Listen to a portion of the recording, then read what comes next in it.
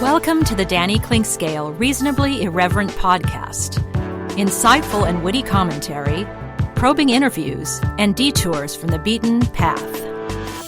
Welcome to Arts and Lifestyle Wednesday, presented by Cinematic Visions, and another edition of Danny and Tim's Music Scene. And certainly after all the political turbulence, no matter which side of the fence you're on, music can be, as I will talk with Tim about, something that we can sort of wrap our arms around together. We don't always agree about music, but what we agree is that we love music, and indeed we get together and get to talk about it every couple of weeks with Tim Finn, the longtime esteemed music writer and longtime critic for the Kansas City Star as well. And through the months and months and months, we haven't had that many shows to talk about, but we've talked about a lot of things that are musical, a lot of musical documentaries, and we'll visit today with documentaries involving Bruce Springsteen and Frank Sinatra and the Beastie Boys. There's a little bit of variety there, and guitarists and fun backstories about guitarists like Ernie Isley and Skunk Baxter. A local show coming up, a couple of local shows to highlight coming up, and some fundraisers that can really help out musicians in the local area and nationally as well, and some great causes. It's all part of the big mix that we always make, Danny and Tim's Music Scene. We always get to explore some things and give you some hints and tips of things that can make you enjoy your musical times more, even though we can't get out and see too many shows, which maybe 2021 will bring. We get less and less optimistic about that as each day goes on, but let's hope for the best and hope that, well, maybe next summer we're going to a bunch of festivals and doing things outside and looking back at 2020 and now early 2021 probably a bit in the rearview mirror. But let's talk music coming up next with Tim Finn on Danny and Tim's Music Scene, as part of Arts and Lifestyle Wednesday, presented by Cinematic Visions, right here on the Reasonably Irreverent podcast. Cinematic Visions has been an affordable solution for professional media production in Kansas City since 2003, offering award-winning video production and creation, as well as a wide array of digital and social media management services. From planning, scripting, filming, editing, and post-production, to delivering your product to a watching world, Cinematic Visions will provide professional and affordable services for you and your business with the necessary return on investment to make it all worthwhile. Cinematic Visions' goal is to unlock the power of storytelling through video and a strong online presence for your company. Beyond the numbers, they want to inspire and evoke your clients to feel and act. Let my friends at Cinematic Visions embed your brand where it belongs, in your customers' minds. You can find them online at cinematicvisions.com or with a quick phone call at 816-600-6300. I'm here with Tim Emerson, the owner of Emerson & Company. And Tim, give us an idea of the range of services that you provide from Emerson & Company. At Emerson & Company, we do credit card processing, payroll services. We do bookkeeping, merchant accounts like point-of-sale systems. What would you say differentiates you from other companies in the field, and what makes you special? I think what makes us unique is that we're a small local business making regional decisions on companies. We create a profile for the business and then put it out to our different vendors in a very competitive environment and tailor those needs to the specific business, which usually ends up in a great fit or great result for the company. And, of course, the idea is to save money, right? Save money, and actually sometimes I'm surprised where actually a solution that may cost a little bit more ultimately does save money, but we're not conditioned to think like that sometimes. Emerson & Company. Check them out at emerson-co.com or call them at 816-360-9092. Hi, everybody. This is Matt Llewellyn from 23rd Street Brewery in Lawrence. I just want to thank everybody for supporting local restaurants during this time of uncertainty. 23rd Street Brewery is now open until this pandemic is over. And right now, more than anything, local restaurants need your help and support. Come on out and see us. 23rd Street Brewery is open now from 11:30 till 9 o'clock for dine-in and carry-out. Whatever we can do to help you out, maybe with your catering needs, too. I appreciate all the support, and thank you for continuing to shop local. We're here with Joe Spiker, the CEO and president of Easton Roofing. And Joe, you had a great year in 2019, a record year. 2020 comes, things are moving smoothly along, and then the coronavirus comes. But your company seemed to be very ready, very proactive, and very ready to serve your customers well. Yeah, we adopted social distancing very early before the cities even put put out the notices. And we started working from home. We are largely cloud-based as a company, so that transition was easy. Our technicians are wearing masks and gloves, and salespeople are not meeting with homeowners. We're doing everything digitally and doing everything we can to do our part to get over this as quickly as possible. So for any needs that people have right now, what's the best way to get in touch with you? Well, you can always call us, 913-257-5426. But the best way is to go to eastonroofing.com, put your information in, and we'll give you a call. Easton Roofing. Integrity matters. If you'd like to join these and other great sponsors and market your business to a growing and engaged audience, contact us at danny@dannyclinkscale.com.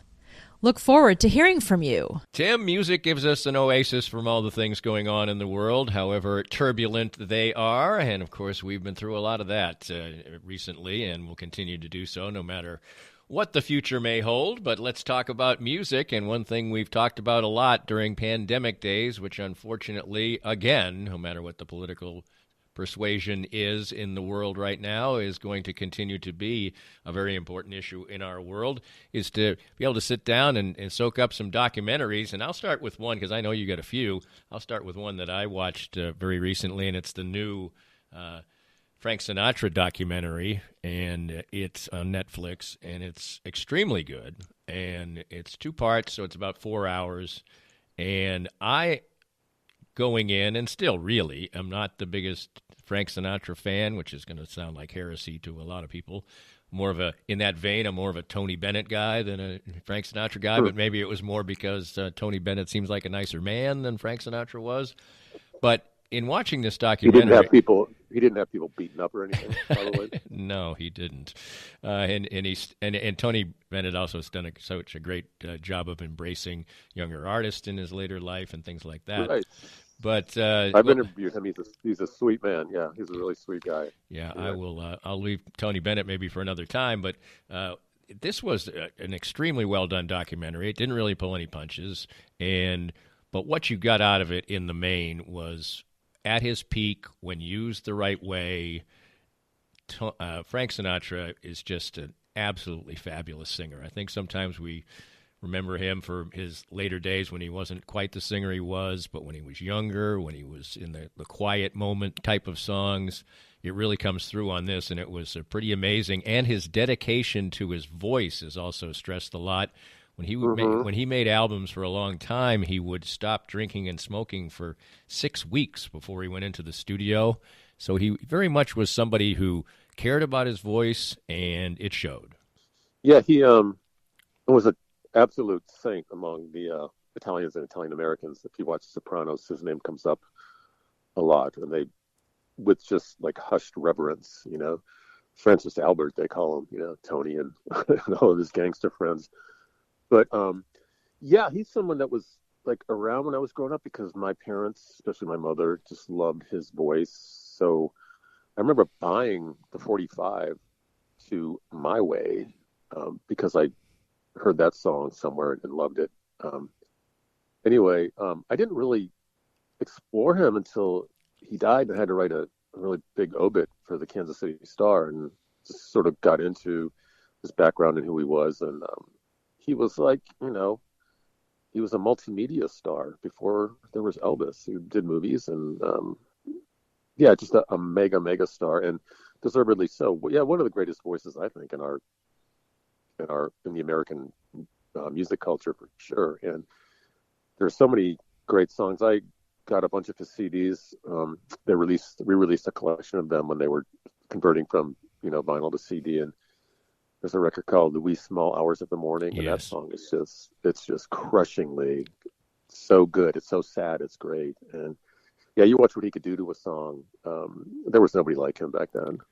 No doubt about it. I do like the quieter, more intimate songs where you can see him sitting in a bar with a scotch in his hand and a cigarette, and that imagery more than like the big Nelson Riddle big numbers that I was not a fan of. But certainly if you're into Frank or maybe even want to explore him and really, like I did, get to enjoy the craft that his singing was, it's Sinatra all or nothing at all, and it's everywhere right now that you normally will scoop up your documentaries. So you can do that in a little bit of a different vein. And I'll look for that. I didn't know it was out. yep, my wife actually, I didn't see that much of the first one, but I watched the entire second one with her actually within the last week or so. I know you've seen some docs, so where are we going with those? So yeah, let me scoot through a few. So we had access to Apple Plus for a week. We took a weekly trial to see the new Bill Murray movie On the Rocks with Rashida Jones. If you like Bill Murray, it's worth seeing as a movie. It's super lightweight and forgettable, but he plays a Bill Murray character and goes all the way with it, and he's funny. So glad I saw it, but no need to see it again. And I can't really tell you what it's about. It's a super lightweight kind of romantic comedy, Right. but yeah, But anyway, so I had access to two documentaries. The Springsteen documentary, which is about it's about his new record and the recording of the new record. It's called Letter to You. And so he's in the studio, he's assembled the E Street Band, and I don't know how I didn't know this. This is the first album they've worked on since Born in the USA, so since 83, 84. First time they've all been in the studio. Two of them aren't there. Danny Federici and Clarence Clemens have died, but everyone else is there. And Springsteen narrates it. It's very sentimental. It's filmed in black and white, and he's very introspective and looking back. What prompted this record was the death of the other last surviving member of his first ever group, the Castiles. And that guy died, and Bruce is like, I'm the only one left. And then he started thinking about E Street Band and wrote this kind of somber, very touching, introspective record. And this has been recording it. So I haven't really, the record hasn't struck me like it has a lot of people who are calling it his best record in decades. I'm like, oh wait, I guess I'm missing something. Let me go back and listen again. It's good. It's definitely him. It's the E Street Band. It's that kind of bar band soul, that they're famous for. I think the lyrics are a little finished, but he put it together pretty quickly. But if you like him, if you really like him, you've probably seen it or know about it. But if you haven't seen it, try the 7-day trial. We got in and out in 7 days. I saw several things I wanted to see. Well, that's including good. That's I good. saw most of another documentary that was on there about the Beastie Boys. It's called Beastie Boys Story, and it's it's the two surviving members, Mike Diamond and Adam Horovitz, and they're in a big theater, so it's like a live show, and they've got a big screen behind them that's showing still photographs and video footage and film footage, and it goes way back to even before they were officially a trio. And it goes through, I didn't make it all the way through because our free trial ran out, but it's 2 hours, and I got through about 90 minutes, and it's kind of exhaustive. I don't know that it's super penetrating. I've learned some things, but I didn't take a deep dive on them like a lot of people did, so I don't know if it's going to show any of the diehards anything they didn't already know. But I found it intriguing, and mostly because they reached that point in their career after the first record where they decided we don't want to be we become the people we're making fun of in that Fight for Your Right to Party video. Right. And after like 2 exhausting years of touring on that, they sort of went their separate ways for 3 or 4 months because they were sick of what they were doing and kind of tired of each other. And then when they came back, they decided we want to do something completely different. And so it talks about that and how they came to grips with that and changed their sound and hooked up with the Dust Brothers for Paul's Boutique, which is an amazing, amazing record. I love that record. So it's insightful to a point. But like I said, 2 hours in, it's a little weird watching a documentary where 2 of the people it's about are there talking about it. So I'm not sure if I like the formats. I think Spike Jones directed it. Right. And there's a live audience too. So I came through it thinking like, I guess that was good. I don't know if I'm down with that format. But anyway, it really puts them into context and how they changed just like personally and musically, dramatically, like, and them sort of discussing like, and wincing about who they were at first, but like we had to do that to get to here. So, we don't really apologize for it, but we're a little embarrassed by it. The course of music takes some such strange things. I had something written down to talk about, and amazingly enough, it actually has a connection to the Beastie Boys.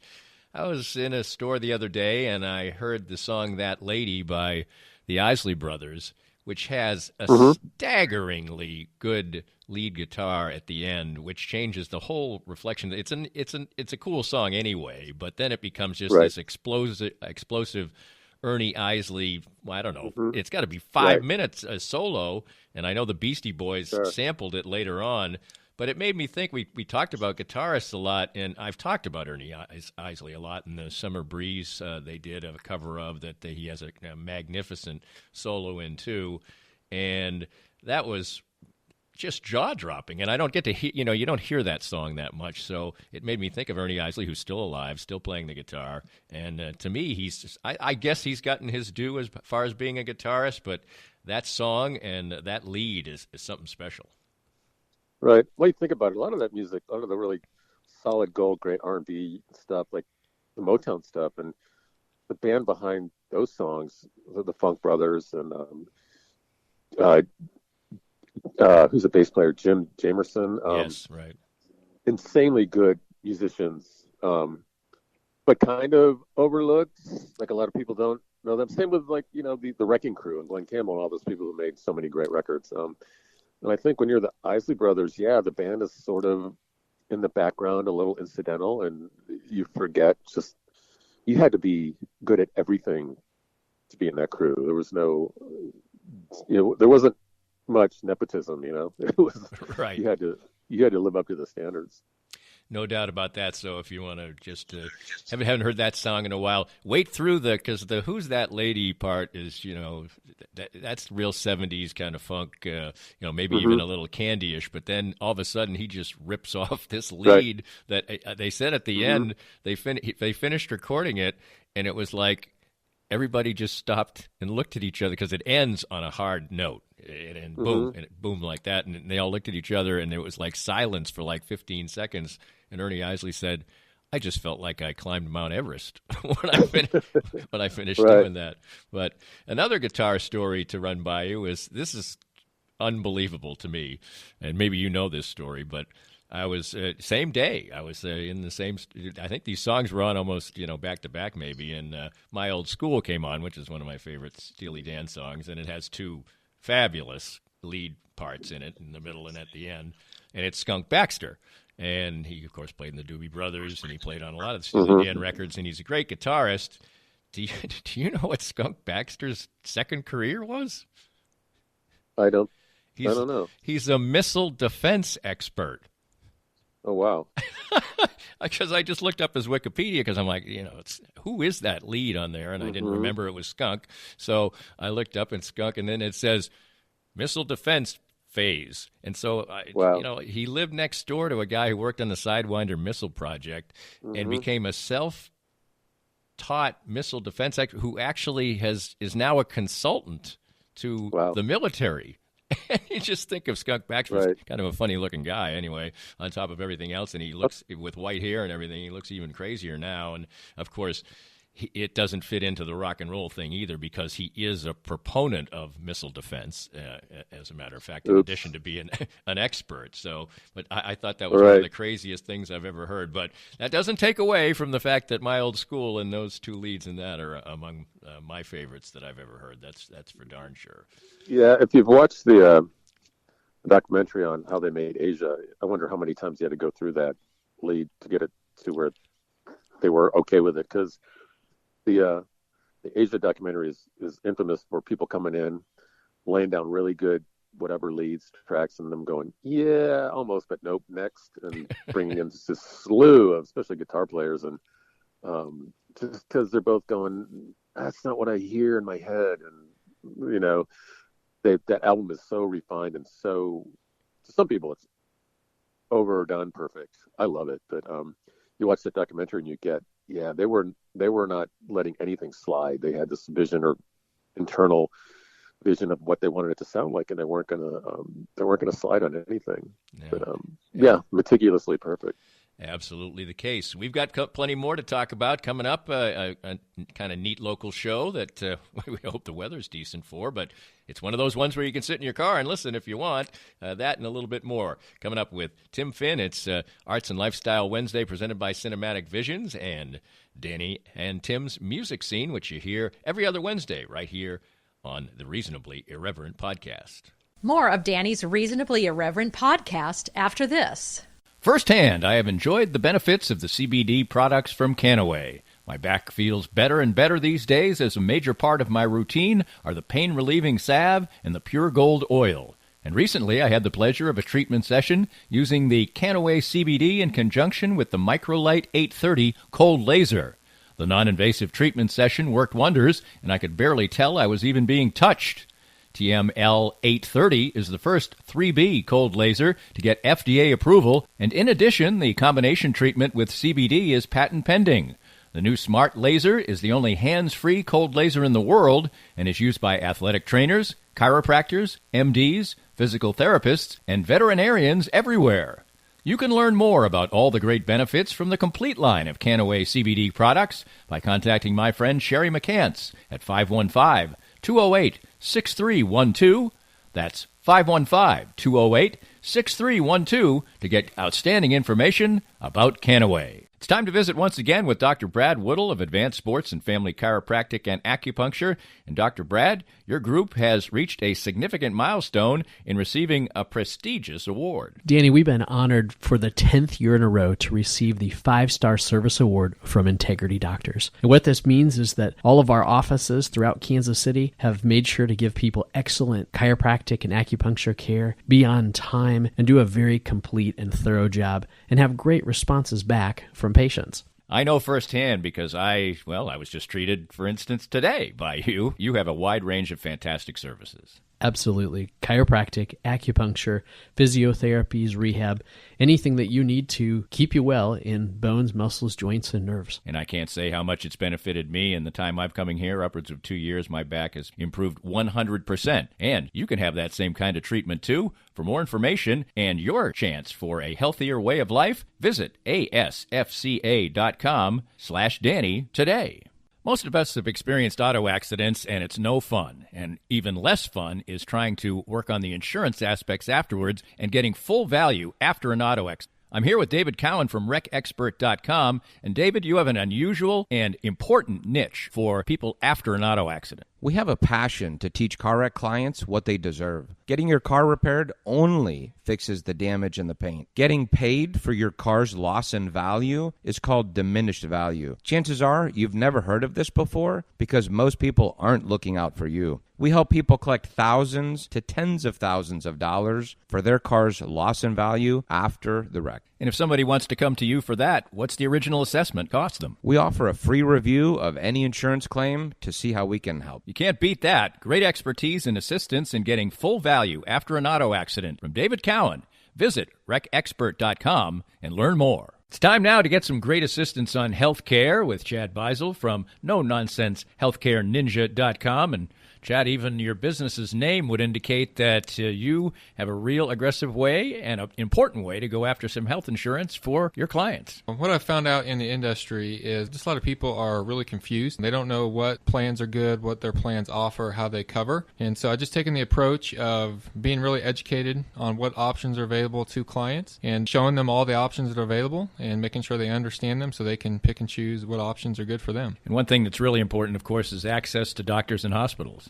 Absolutely. That's becoming a big issue for a lot of people. Some of the plans out there are going to restrict those clients to where they can and cannot go. So if you live just outside the Kansas City metro, some of the counties outside, you may not be able to go to some of the hospitals up here in the Kansas City area. So making sure that you have a plan that's got doctors and hospitals and places you want to go is really, really important today. Learn more by visiting NoNonsenseHealthcareNinja.com and let Chad help you. If you'd like to join these and other great sponsors and market your business to a growing and engaged audience, contact us at Danny@DannyClinkscale.com. Look forward to hearing from you. Back with Tim and a little bit more, Tim, to talk about in music. We certainly, as usual, went far and wide in the first segment. And it really is getting no better as far as the situation as far as local music is concerned. And now we're getting into the winter months where we won't even be able to do some of those sort of drive-in type of things. But people are still giving it a go, and they're still also doing a lot of virtual things. And I know there's an important one that, people should stay engaged with some of these streaming type of events, because otherwise we might not have much on the other side to consume, because these things are becoming the lifeblood, not the lifeblood, but more the lifeline for musicians and venues potentially to at least last a couple more months. Yeah, it's going to be so critical because all the outdoor stuff, especially around here, or at least around here, where it's warm in the winter, they can probably pull some off. But around here, that's just going to go away. And there are 3 or 4 venues that have been doing it regularly. A lot of it's free. There's a place, the Ship, you've been to the Ship. They've been doing like Tuesday night shows in their alley and, really monitoring it as far as how many people are there and how many tables they have out. And so it's safe, but that can't go on much longer. So this weekend, there's a streaming show. It's the event. This is the 13th annual Apocalypse Meow, number 13. It was started back in 2008 to raise money for a woman, Abigail Henderson, who had a really serious form of breast cancer. It was in 2008. She died in August of 2013. But in the meantime, she and her husband, Christopher Mack, were people who were co-founders of the Midwest Music Foundation, which raises money. We've talked about them before. It raises money for musicians who are in financial dire straits. Usually it has something to do with a medical issue, a medical emergency, but not always. They've been giving out grants to musicians now who, like, if you were a bartender and your bar closed, well, here's some money to help pay rent. So it is a real safety net for local musicians. And this Saturday, since they can't do it live, they're going to do a virtual concert. And the headliners are Alejandro Escovedo is going to do a set. And then John D. Graham, 2 fabulous songwriters.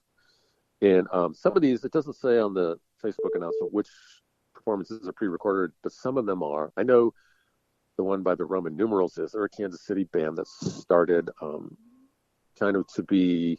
They were called Unknown Pleasures, and they were a tribute to the band Joy Division and Bauhaus, that real 80s kind of gothic post-wave. And they had so much fun doing that. And they're all in really great Kansas City bands otherwise, so they're all good songwriters. And they said, well, let's just have our own band that does this kind of sound. And they called it the Roman numerals. They've been around for a while. They haven't done anything live or new for many, many years. So this is kind of a reunion for them. And I'm excited about that. I love their sound. I love what they've done with that era of music and that genre of music. So they're on the bill. And there's several others. You can go to the Apocalypse Meow page on Facebook. It starts at 7. There's going to be auctions, silent auctions, and I guess you can bid. There's plenty of stuff to bid on. They get some amazing donations from vendors and other music-related businesses. So there's plenty to look at. It's free to watch it, but there's, of course, taking donations. And just to give you an idea of how important this has been over the course of, since 2008, it's 12 years, they've distributed almost $250,000 to musicians in Kansas City. And they have testimonies from people going, you paid my rent for 2 months. Thank you. So it's much needed, especially now. And even if you just want to stop in, catch a couple of tunes and throw $10 into the till, that'd be great. Everything helps. Absolutely. Everything helps. And if you catch some weather or are a real diehard and want to sit in a car with the heater on November 14th at Town Center, they are using a concert to help celebrate their 25th anniversary. And it's a pretty nice bill. Berlin with Terry Nunn, and, of course, Take My Breath Away is their famous song from Top Gun. Whether that's your piece of meat or not, I don't know, but it certainly is an iconic part of 80s, early 90s history. Right. Like I was saying before, I sure remember those songs because they were on MTV and on the radio all the time. I don't really know much about either band, except both those songs were kind of irresistibly catchy. And I guess I never minded when they came on because I never turned it off. I don't think I bought anything by them, but yeah, all the songs are on soundtracks or that era compilations. And kind of indicative of what was going on then. And those videos are certainly an example of how primitive videos were back then and what the point was back then, which is what, if you have a beautiful woman, get her out front as much as you can. And, after that, who cares? Yeah, I don't think anybody would be too proud of doing like the White Snake video now with right. Whatever that woman's name is, Katane or something. I forget what her name is. Crawling around on the hood, not exactly clever stuff. And there's a couple of nice local bands also that are playing the first two slots, and Quixotic, which you have talked about before. Mm-hmm. Revisit them. Well, this is perfect segue into another event coming up, which is on the 14th, the same night. So Quixotic's going to be busy that night. Okay. It's Thundergong. Right. Is going virtual on Saturday the 14th. So I don't know. Let's see. There's a pre-broadcast on Friday, and then there's the event on the following Saturday the 14th, and the lineup is per usual: Jason Sudeikis, Fred Armisen, Will Forte. This year's stars who will be performing virtual and from a distance: Brandi Carlile, whom I love, Nathaniel Rateliff, Ben Harper. Winona Judd has been an annual participant because her husband, a drummer who will also be there, Cactus Moser, like Billy, has a prosthetic leg and is a drummer, so they're great friends. Did I say Ben Harper? And then they just announced that Blake Shelton is going to do a tune or two or whatever. This band I really like when they were on Fastball, Texas, super cool pop band. And Quixotic is going to perform. Also, Madison Ward will perform a solo. So another great lineup. It's too bad it's not at the Uptown, because it became one of my favorite local events of the year. It raised gobs of money for really. Steps of Faith, which is Billy Brimblecom's organization that helps people who need prosthetic limbs afford them because they're ungodly expensive. So keep that in mind. It's a week from Saturday, and go to their Facebook page. There's plenty of details about everything else going on beyond just the show on Saturday night. And opening up, I believe, I don't know who's first, Quixotic or the Stolen Winnebagos, and actually one of the members of that, Colby Guile, was a subject of a Kansas City profile back about a year ago, and they were kind of typical of what we see these days. They were one of the busiest cover bands in Kansas City, and I've seen them a couple times, sure. And they're really, really good, and they do a wide variety of music, so you'll get a chance to sample them. But I mean, these were. Colby Guile has never had to have he's a fairly young man. I think he's about 30 years old, but he's always been able to be a musician playing in a cover band, period. And that's pretty unusual stuff. And I'm sure the pandemic has had an effect on him, but these are all great things to help support. But I can highly recommend the Stolen Winnebagos. I've seen them in person, and they play great music and do it well. And as far as the weather goes, just looking ahead, they're looking at towards next weekend, highs in the upper 50s, so it could be just fine out there. Yeah, we can all. We don't know around this time of the year. No, you absolutely. It's supposed to be in the 70s this weekend. Come on. That's right. We can all hope. We can all hope for smiles these days. And Tim, we always get them from you. Look forward to visiting again in a couple of weeks. Okay, talking a while, Danny. Thanks.